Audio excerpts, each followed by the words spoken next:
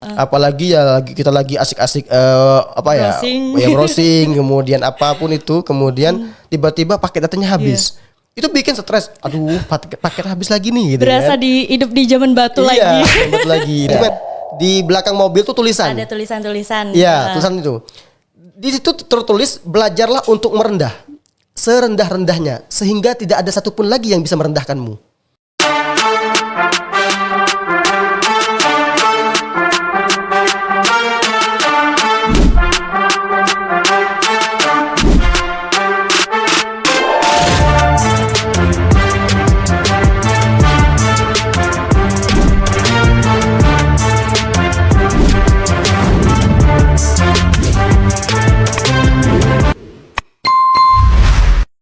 Halo Sobat Mika dan Miko, selamat datang di podcast bareng Kasrat, di mana kita membahas berbagai topik menarik tentang kehidupan mahasiswa.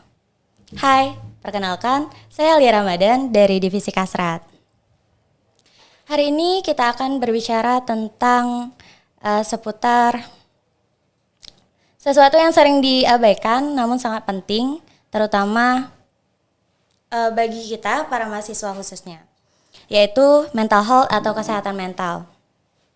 Sebagai mahasiswa kita sering terjebak dalam rutinitas belajar, tugas, ujian, dan mungkin juga kegiatan-kegiatan yang ada di luar kampus. Nah, tekanan ini biasanya sangat berat dan terkadang membuat kita lupa untuk merawat atau menjaga kesehatan mental itu sendiri. Tapi kenapa sih kesehatan mental itu sangat penting? Maka dari itu kami turut mengundang narasumber yang tentunya sangat luar biasa.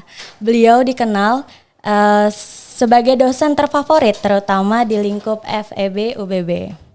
Penasaran dengan siapa narasumbernya? Mari beri tepuk tangan yang meriah untuk Bapak Rozi Esos MA. Selamat datang Bapak. Selamat datang. Terima kasih sudah meluangkan waktunya untuk dapat hadir di podcast kali ini. Iya, alhamdulillah. Gimana kabarnya moderator, sehat? Alhamdulillah Pak. Kabar Bapak sendiri Pak? Alhamdulillah. Ya kita bicara masalah kesehatan mental ini ya harus ceria terus ya. Iya, harus iya bahagia dong, gitu. harus. Nah, tadi udah sedikit saya singgung nih terkait topik apa sih yang akan kita bahas di podcast kali ini, yaitu tentang kesehatan mental atau mental health Pak. Nah, kami di Himiko sendiri sudah membuka sesi Q&A di Instagram dan kami merangkum beberapa pertanyaan dari Sobat Mika dan Miko.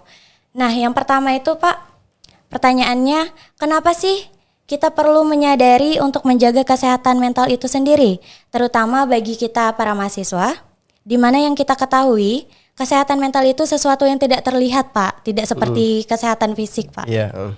Gimana tanggapannya Pak? Jadi teman-teman gini, perlu kita ketahui dulu, mental health ini adalah suatu kondisi emosional yang baik sebenarnya ya.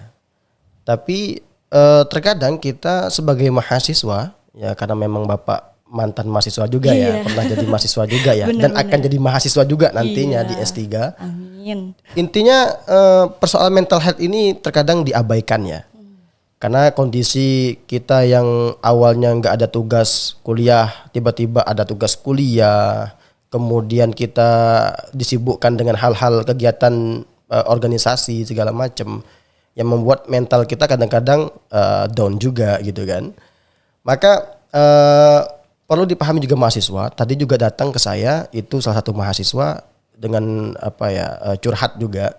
Dia curhat, kemudian dia mengatakan persoalannya bahwa karena banyak tugas segala macam, akhirnya dia lelah gitu, depresi, stres segala macam. Nah ini perlu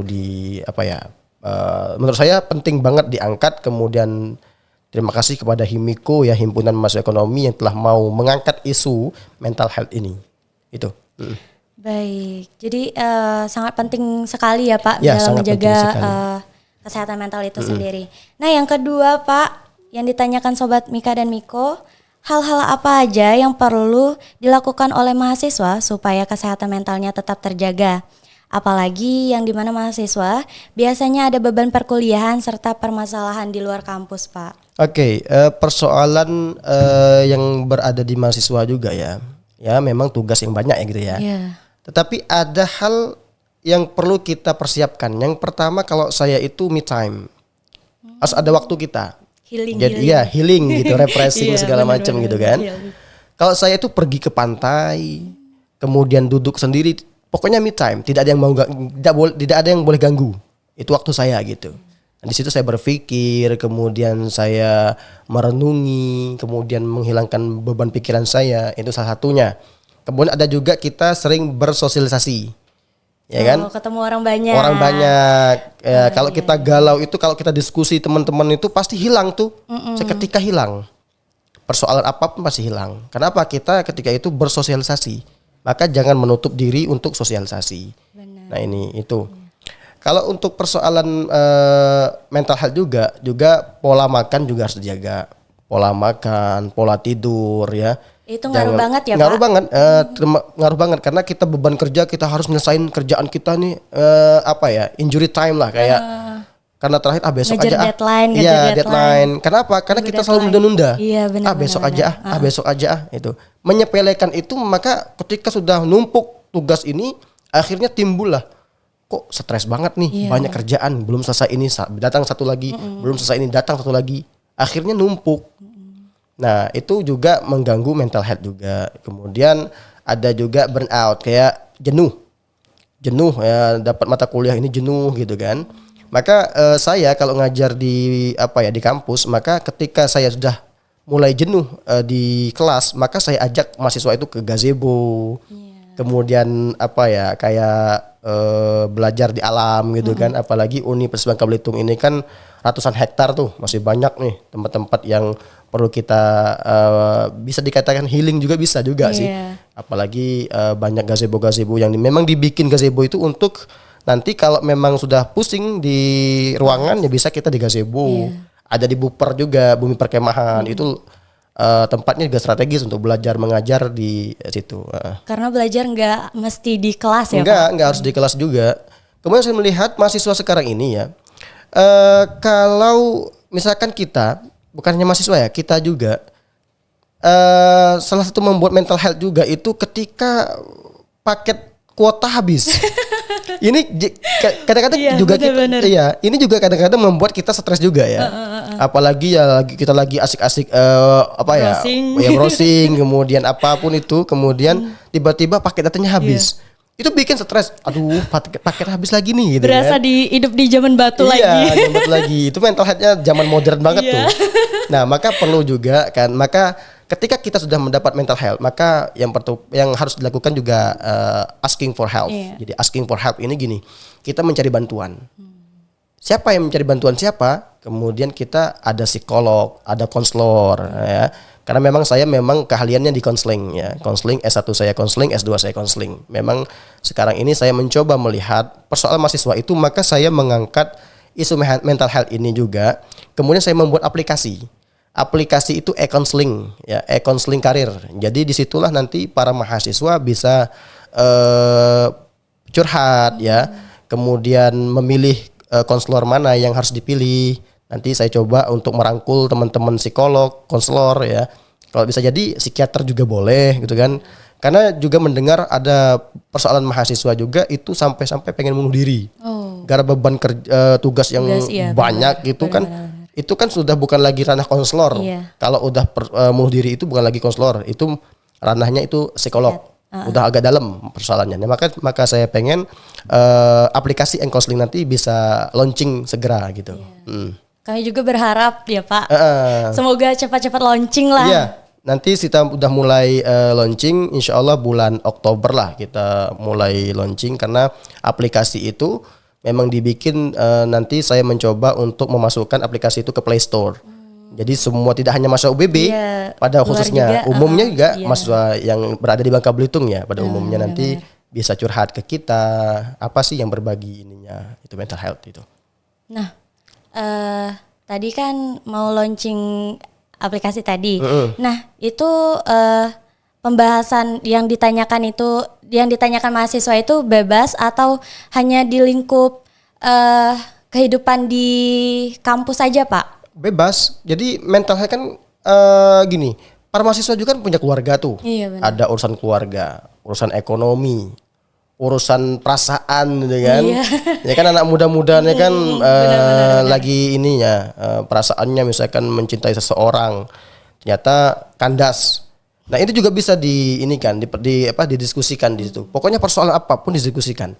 Nah, ketika salah satu konselor ataupun psikolog ini tidak bisa menyelesaikan satu persoalan tadi, maka kita panggillah ahli yang lain. Namanya kita bisa memanggil rekan yang lain untuk membantu kita untuk menyelesaikan persoalan tersebut. Yeah.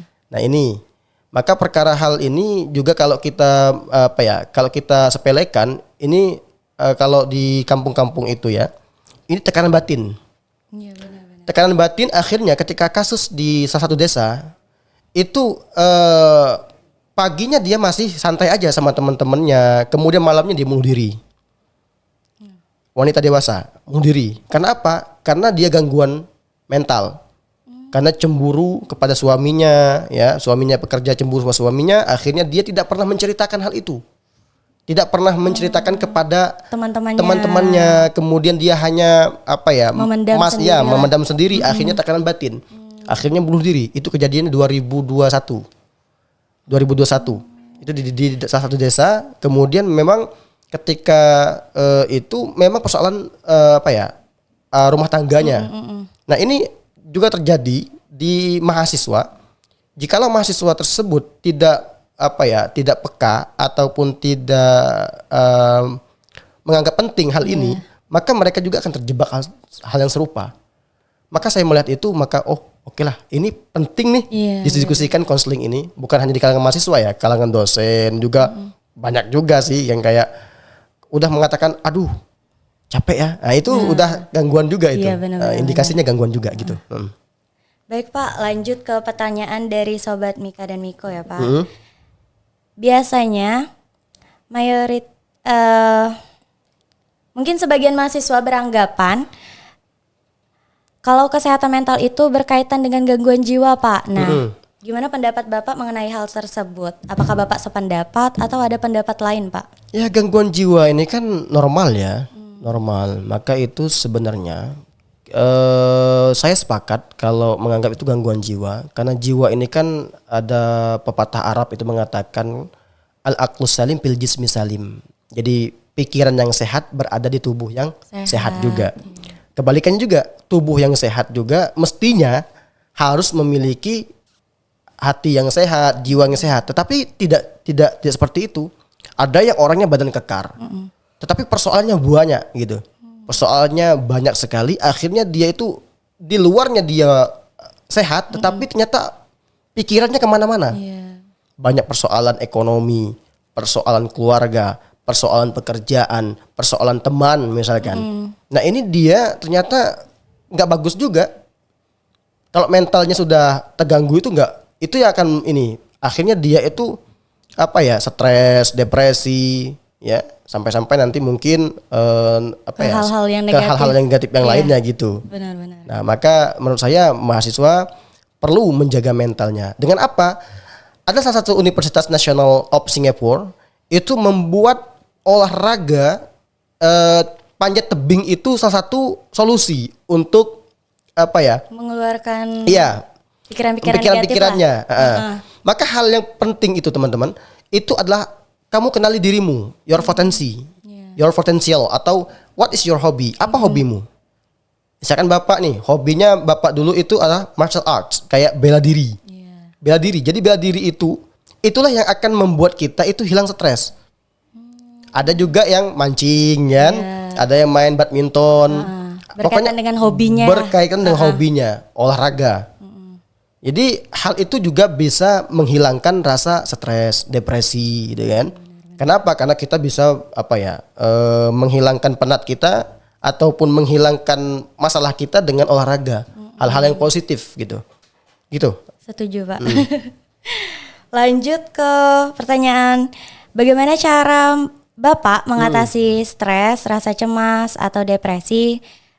Meliputi prestasi, pertemanan, dan bahkan percintaan Pak. Oh iya, betul. Bapak kan dikala itu kan sebagai mantan mahasiswa tanda kutip ya Pak. Oke. Jadi teman-teman ini ya, karena kita ini ya namanya mahasiswa ya, pernah mengalami namanya apa ya, perasaan, mendapatkan perasaan. Jadi bagaimana? Salah satunya adalah kita jangan pernah bergantung lebih atau menganggap lebih kepada sesuatu benda atau sesuatu selain dari kekuasaannya gitu. Tuhan lah dalam tanda kutip. Maka ada 3 hal yang perlu kita ada di dalam diri kita, itu adalah kecerdasan emosional. Kemudian yang kedua adalah kecerdasan intelektual. Yang ketiga yang lebih penting adalah kecerdasan spiritual. Nah, kecerdasan spiritual ini sangat penting karena apa? Karena memang setiap kesulitan itu pasti ada kemudahan. Bahkan dilanjut lagi kan sama Tuhan, kesulitan itu pasti ada kemudahan. Maka kalau kita sudah spiritualnya bagus, kemudian intelektualnya bagus, kemudian apalagi emosionalnya bagus, maka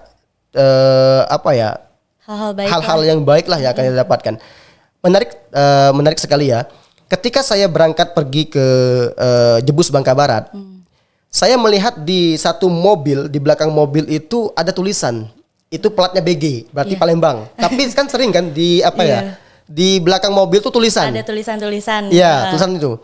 Di situ tertulis, belajarlah untuk merendah serendah-rendahnya sehingga tidak ada satupun lagi yang bisa merendahkanmu. Itu sangat, wah ini bener banget nih.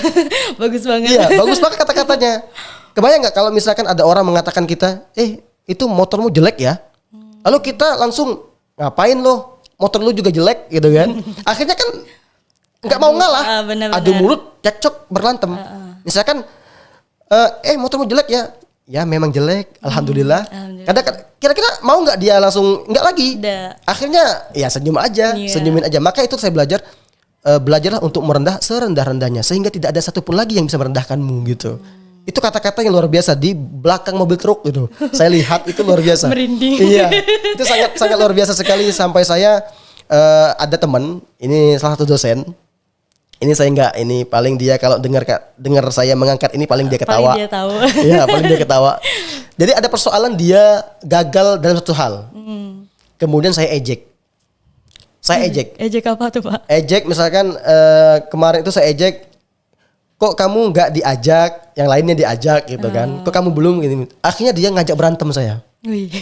Dia ngajak saya berantem, ketemuan ayo di mana kita berantem katanya. Kemudian saya ketawain aja di WA itu, saya ketawain aja. Akhirnya dia berpikir, ini orang diajak berantem kok ketawain aja. Akhirnya pada suatu hari dia datang ke rumah saya, kemudian kemudian saya bikin kopi segala macam, kemudian diskusi ringan, kemudian dia baru tahu.